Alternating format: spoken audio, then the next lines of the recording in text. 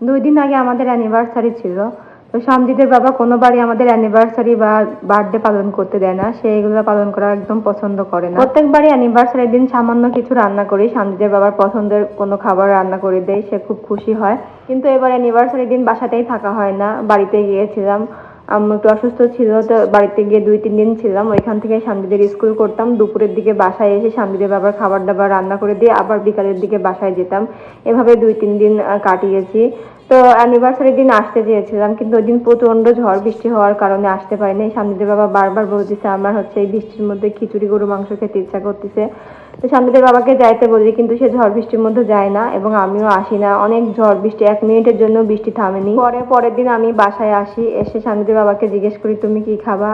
তার একটাই কথা, সে গরুর মাংস আর খিচুড়ি খাবে, আর কিছু খাবে না। তো আমার প্ল্যান ছিল যে পোলাও একটু পায়েস এগুলো রান্না করব, কিন্তু দুর্ভাগ্যবশত বাজারে ওই দিনকে দুধ পাই নাই, ভালো দুধ, এই জন্য পায়েস রান্না করতে পারি। ভাবলাম এত গরমে পোলাও আর না রান্না করি, কারণ পোলাও খাওয়া যায় না গরমের মধ্যে, আমারও খুব বেশি একটা পছন্দ না। আমার খিচুড়ি হলেই হয়, সামজিদও যেহেতু খিচুড়ি পছন্দ করে। তো সকালে উঠে সামজিদকে জিজ্ঞেস করলাম বাবা তুমি কি খাবা। ওর একটাই কথা, আম্মু মাংস রান্না করো। এই সকালে উঠে সকালে রান্নাটা শেষ করে নিচ্ছি। সকালে ভাবছি যে মাছ চুচুড়ি করবো। সামনের বাবা এই বাটা মাছটা খুব পছন্দ করে, এইভাবে যদি ওকে হাতে মাখিয়ে চুচুড়ি করে দেওয়া যায় সে অনেক মজা করে খায়। এবার এই চুচুড়িটা অনেক মজাও হয়। আর ভাবলাম যেহেতু মাছ চুচুড়ি করবো, সঙ্গে একটু ডাল রান্না করি, আর দুপুরে মাংস রান্না করলে দেখা যাবে হয়ে যাবে। এই জন্য আমি প্ল্যান করে এটা রান্না করি। উঠে সামজিৎকে নিয়ে স্কুলে যাওয়ার আগে রান্না বান্নাগুলো সেরে যায় এবং মাংসটা ভিজিয়ে রেখে যায় যে এসে রান্না করব। কেননা সকালে তো মাংস রান্না করা সম্ভব না, মাংস ভিজতেও সময় লাগে, ফ্রিজে ছিল মাংস। এই জন্য সকালে হালকা পাতলায় রান্না করি। আর আমরা সকালে বেশিরভাগই ভাত খাই, খুব কমই রুটি বা চাপটি পরোটা এগুলো কম খাওয়া হয়, ভাতই বেশি খাই। ভাত আমার ভালো লাগে, রুটি খেলে মনে হয় যে আমার গায়ে শক্তি পায় না আমি। আর ইদানিং আমার এমন হয়েছে, আমার প্রচুর পরিমাণে ডাল খেতে ইচ্ছা করতেছে, ডালটা খুব ভালো লাগতেছে, বিশেষ করে আম ডাল। যেহেতু এখন আমের সিজন, আমি যে কয়দিনে ডাল রান্না করেছি প্রত্যেক দিনই ডালের মধ্যে আম দিয়েছি। আম ডালটা এই সময়টাতে আমার খুব ভালো লাগে। তো এই যে সকালে উঠে আমি তাড়াতাড়ি করে রান্না করে নিচ্ছি। সামনের বাবাকে গতকালকে বলেছিলাম যে কাঁচা আম কিনে নিয়ে এসো বাজার থেকে, বাড়িতে গিয়েছিল, আমি বলছিলাম বাড়ি থেকে নিয়ে এসো কয়েকটা কাঁচা আম। ও বাড়িতে গিয়ে পাড়ার কথা খেয়াল নাই, আর গাছে এবার নিচের দিকে কোনো আমই নাই, একদম উঁচুতে মাথায় আম ধরছে। ওই বড় গাছে ওঠাও কষ্ট এবং কুটা দিয়েও আম পাড়া যায় না। এই জন্য বলছে যে এই আম পাড়তে গিয়ে হাত পা ভাঙাচ্ছে, বাজার থেকে কিনে নিয়ে যায়। পরে বাজার থেকে কিনে নিয়ে আসছে আম, সেই আমটা দিয়ে রান্না করতেছে আম ডাল। তো এখন তো আমাদের রান্না বান্না হলো, এখন আবার সামজিদের খাবার আয়োজন করতে হবে, সে তো ভাত খায় না। তো গতকালকে সামজিদ আর সামজিদের বাবা দাদু বাসায় গিয়ে, সামজিদ তার দাদুর বাসায় গিয়ে তার দাদিমা তার জন্য রুটি আর মাংস সবসময় রান্না করে রাখে, কারণ সামজিদ রুটি আর মাংসই পছন্দ করে তার দাদির হাতের। তো আম্মা ওই দিন ফোন দিয়ে বলেছিল তুমি আসো, বেরিয়ে যাও, কিন্তু আমি যাই নাই, কেননা কয়েকদিন আগে ঢাকা থেকে আসছি, প্রচুর জার্নি করা হয়েছে, পেটে প্রচুর ঝাঁকি লাগছে। আর আমার শ্বশুরবাড়ির রাস্তা ওইখানে একটু ভাঙা আছে, গাড়িতে করে গেলে প্রচুর ঝাঁকি লাগে পেটে। এই জন্য বলছে আম্মা আমি এখন আসবো না, একদম ঈদের মধ্যে একবারে আসবো। এই জন্য আমার জন্য রুটি আর মাংস পাঠিয়ে দিয়েছে।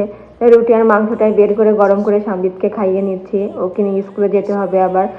ও তো এগুলো ছাড়া অন্য কোনো কিছুই খাবে না, আমরা তো ভাত টাতটাও খাবো।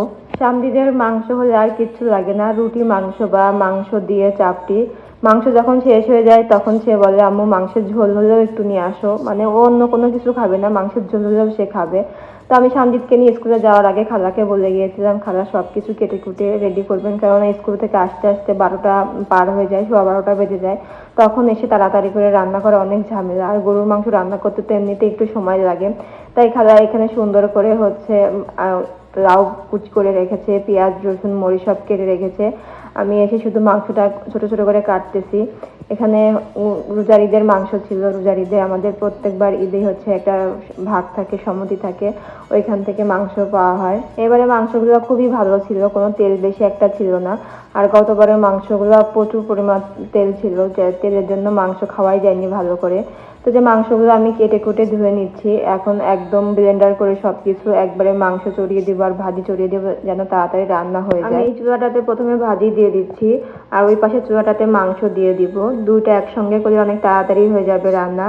আমি রান্নাঘরে এসে বেশিক্ষণ দাঁড়িয়ে থাকতে মনে যায় না, মনে হয় তাড়াতাড়ি রান্না করলে বাঁচি। আর যে গরম পড়তিছে, এই গরমে রান্নাঘরে এসে দাঁড় হয়ে থাকা খুবই কষ্ট। এক এক জেলার রান্না কিন্তু এক এক রকম। অনেকে আমাদের রান্না বান্না দেখে অনেক রকম কমেন্টস করেন যে এভাবে কেন রান্না করেন, ভাজনা কেন দেন, বিভিন্ন কথাবার্তা বলেন। আসলে আপনাদের জেলার রান্না একরকম, আমাদের জেলার রান্না একরকম। আমরা বেশিরভাগ মোটা মাংসে হচ্ছে ভাজনা দেই। ভাজনা বলতে আগে পেঁয়াজ বেরেস্তা, এটা হচ্ছে আর জিরা ভাজি উঠিয়ে রাখি, পরে রান্না যখন হয়ে যায়, মাংস রান্নাটা যখন হয়ে যায় তখন সেটা হচ্ছে বেটে মাংস রান্না শেষে দিয়ে দিই। আমাদের এখানে এভাবে রান্না হয়। অনেকের জেলাতে অন্যভাবে রান্না হয়। অনেকে হচ্ছে পেঁয়াজ রসুন আদা সবকিছু একসঙ্গে কষিয়ে দিয়ে দেয় এবং নামানোর আগে জিরার ফাঁকি বা হচ্ছে গরম মশলার ফাঁকি দেয়, মানে গুঁড়া দেয়। কিন্তু আমরা এভাবে দিই না, আমরা ভাজনা দিয়ে খাই। তো এইদিকে আমার হচ্ছে যে মাংস রান্নাটা কষানো হয়ে গেছে, আমি কষিয়ে একদম প্রেসার কুকারে দিয়ে দিচ্ছি। মাংস প্রেসার কুকারে দিলে একটু তাড়াতাড়ি সিদ্ধ হয়, আর হচ্ছে যদি কড়াইতে দেওয়া যায় অনেক সময় লাগে। আর যেহেতু অনেকখানি মাংস সময় লাগবে, এই জন্য আমি প্রেসার কুকারে একবারে দিয়ে দিচ্ছি। দুপুরে খাওয়ার সময় হয়ে যাচ্ছে।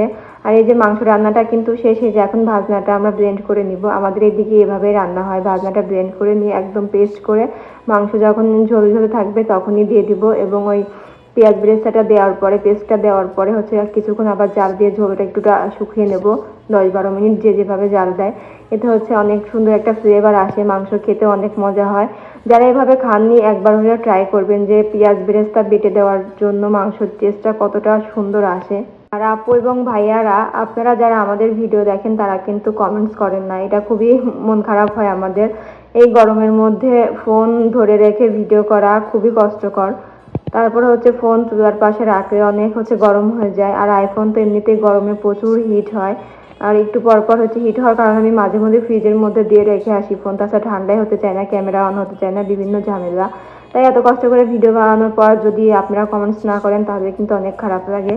যাই হোক, দুপুরে রান্নাবান্না শেষ। স্বামীদের বাবা আবদার করেছে সে রাতে খিচুড়ি খাবে, তাই যে খিচুড়ি রান্না করে নিচ্ছি স্বামীদের বাবার জন্য অল্প একটু। খিচুড়ি যেহেতু আমারও খুব পছন্দ, স্বামীদেরও খুব পছন্দ, তাই ভাবলাম যে একটু খিচুড়ি রান্না করে নেই, এতে তিনজনই মজা করে খেতে পারবো। খিচুড়িটা একদম ভুনা খিচুড়ি রান্না করব, সব কিছু ভেজে নিয়ে তারপরে সিদ্ধ করতে দিব।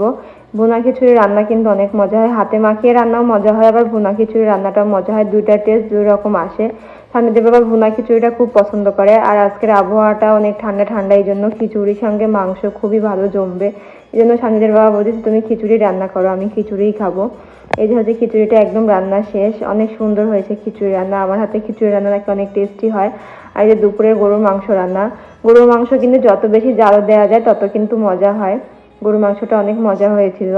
যে রান্না শেষ, এখন সবাই মিলে বসে খাবো।